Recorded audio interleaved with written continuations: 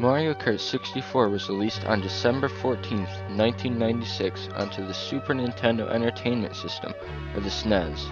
It was the 13th best-selling video game console ever, with over 49 million copies sold. Mario Kart 64 was a masterpiece and is still praised for its impressive graphics of the time and that it was the second highest sold SNES game ever. Anyways, into the actual game.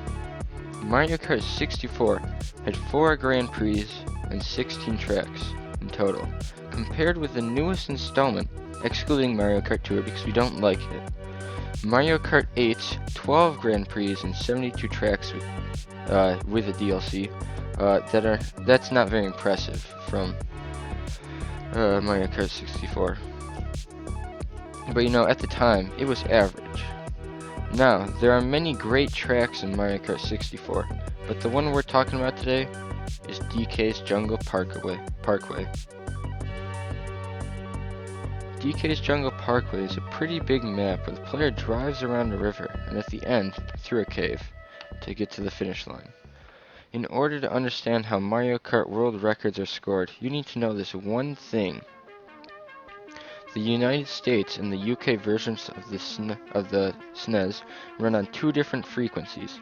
The UK runs on 50 Hz and the US on 60 Hz. What does this mean? Well, it means that the UK version runs basically in slow motion, so you can perform more precise movements and whatnot. Now with the UK running in slow motion, 25 frames per second, because it's half of the hertz, and the US 30 frames per second, world record times highly vary between the two. So in order to find the necessary NTSC, which is the North American, and time, you have to take 17% off of your PAL time, which is for like the UK and whatnot. And for the purpose of the video, I will only be using the PAL times, because there are no NTSC videos, because the movements are less precise. Most times were achieved before uploading a video was easy and possible for everyone to use, so I will be talking about the ones that even if not much time was dropped, still have a video. The majority of times were made on the PAL version, but there are a few NTSC times, mostly at the beginning, where less precise movements were needed to obtain the record. Little is known about the early records before 1997, as there weren't many ways to record the screen, and therefore records only relied on the honesty of the players in the community. The course doesn't have any major shortcuts, such as the breaking into the base of the course glitch that Coconut Mall has, as I covered in my other video. Go watch that if you feel so inclined. Yeah. The course does have some defining features, such as a steep wall in the cave that can be scaled, saving a few seconds that it would take to drift around. The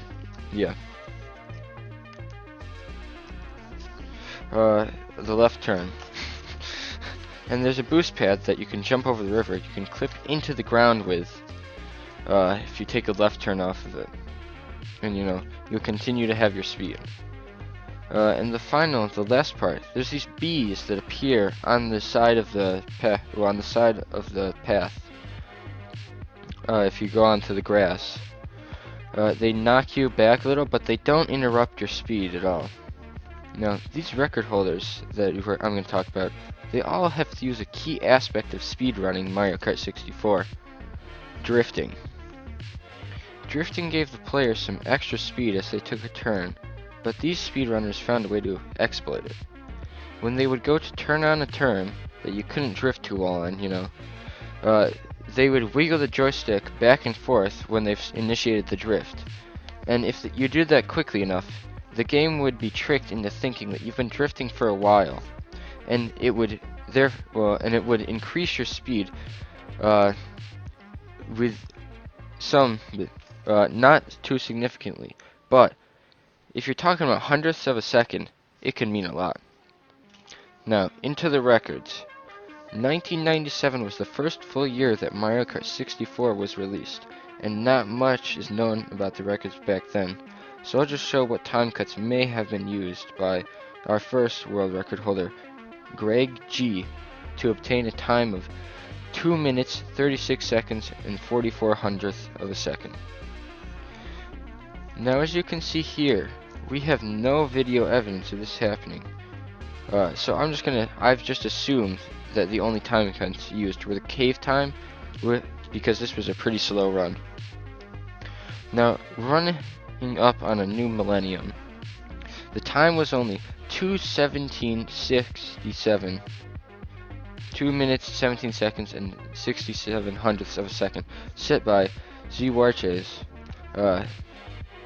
Still, there was no video, but I'll show what I assumed he had discovered, such as the left turn clip on the boost pad to jump over the river, and the bees that come back from the grass and push you back onto the track. The end of the area of no videos will start now. In August 2003, August 18th, the first video evidence world record was set by Lacy, a time of 2 minutes 14 seconds and 16 hundredths of a second. Lacy was a repeat record achiever before this, as he had achieved 8 records already in the DKs Jungle Parkway. But from this point on, we won't cover any times without a video for the sake of time. Back on Lacy's time. As we can see from the video, he used both the left turn on the jump boost pad, or on the boost pad, into a drift, and the cave skip. Now this is an important time to tell you about another key aspect of achieving a world record time: the character. Using the right character is a pretty simple part though, as you could expect. Peach and other small characters are considered lightweights, who get more acceleration, and in the heavyweights, there are people like Bowser, who don't get as much acceleration. In this particular run, Lacy was using Peach, so he was able to accelerate faster, and thus achieve a faster time. Lacy would go on to hold this record for just a few days, is over 2 years. This would be the longest anyone had held the record for another few months, until Lacy would again hold the record for 4.5 years. Enough said about Lacy's first video record, and onto his second video record, 2 minutes, 13 seconds, and 18 hundredths of a second. Even though there's technically a video for this time, there's no video of the actual run, because he only showed the score at the end. And the only thing now that he said to increase the time would be to perfect the run and all the movements. Now guys, there was only improving the runs so that the top people at the time, Lacy, a guy named MR, and later a person simply by the name of Dan, were the only ones who stole the record. The next record, a 2:12:99, was the first one to go under 2 minutes and 13 seconds, set by Lacy again.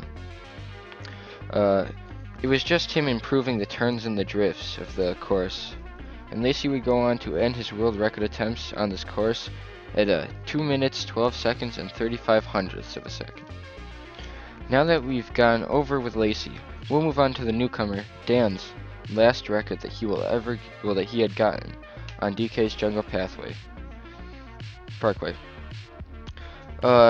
2 minute, 11 seconds, and 93 hundredths of a second. The first record under 2 minutes and 12 seconds. Dan didn't discover any new shortcuts, as pretty much all he did was he was just very precise with his movements, and even though he was from the US, he used the PAL version for more precise movements. Finally, we get onto the final record set by MR, the current world record of 2 minutes, 11 seconds, and 72 hundredths of a second. Mr., like Dan, didn't do anything different. He was just much more precise than Dan, and able to take the record down further 20 hundredths of a second than Dan. His record has stayed on the top for 398 days and was Mr.'s 5th record on DK's Jungle Parkway. Guys, the world record title has been passed down a total of 58 times between 12 different players from 7 different countries, and continues to this day to be held by Mr., a German player. The record had started as a 2 minute 36 seconds and 44 hundredths of a second set by Greg G, and has ended as a 2 minute 11 second and 72 hundredths of a second set by Mr, with a total amount of time taken off of 24 seconds and 72 hundredths of a second. Our favorite record holder, Lacy from Ireland, has held the record for a total of 5,531 days, or 15 years, guys. And that is like 3/4 of the time Mario Kart 64 has been out. And he has the highest amount of records held with 24. The history of DK's Jungle Parkway has a rich history and has been held everywhere from Austria to Australia. Please like and sub for the speed at which I have had to make this video, guys. Seriously, I have put a lot of effort in such little time. I've had like 2 days to make this. This is really tough. Thank you for sticking with me for the first year of Swissmas, and I hope you have a Merry Christmas and a Happy Hanukkah. Stay Swiss.